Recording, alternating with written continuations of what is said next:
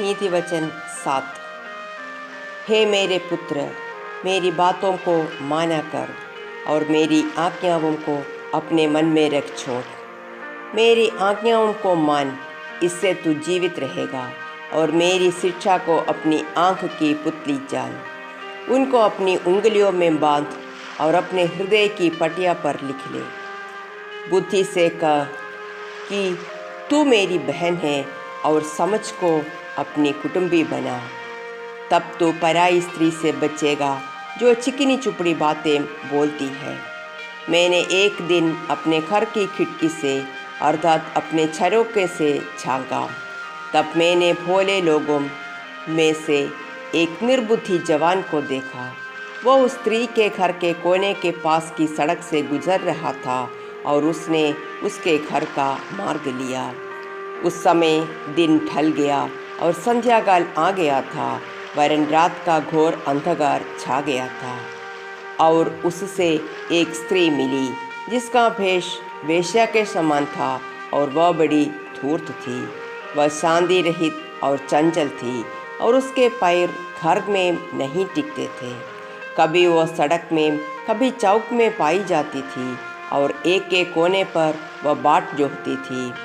तब उसने उस जवान को पकड़कर चूमा और निर्लज्जा की चेष्टा करके उससे कहा, मैंने आज ही मेल बलि चढ़ाया और अपनी मन्नतें पूरी की। इसी कारण मैं तुझसे भेंट करने को निकली। मैं तेरे दर्शन की खोजी थी और अभी पाया है। मैंने अपने पलंग के बिछौने पर मिस्र के बेल बूटे वाले कपड़े बिछाए हैं।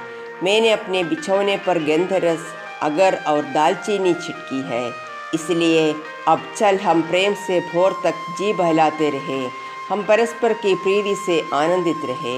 क्योंकि मेरा पति घर में नहीं है, वह दूर देश को चला गया है।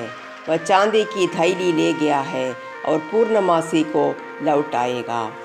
ऐसा ही लुभाने वाली बातें कह कर उसने उसको फंसा लिया, और अपनी चिकनी चुपड़ी बातों से उसको अपने वश में कर लिया। वह तुरंत उसके पीछे हो लिया, जैसे बैल कसाई खाने को या हिरण फंदे में कदम रखता है।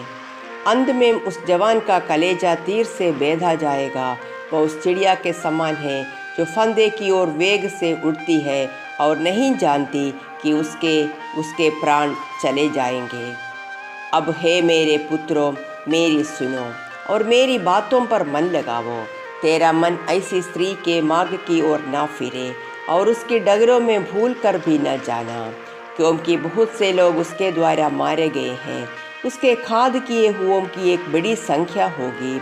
उसका घर अधोलोक का मार्ग है, वह मृत्यु के घर में पहुंचाता है।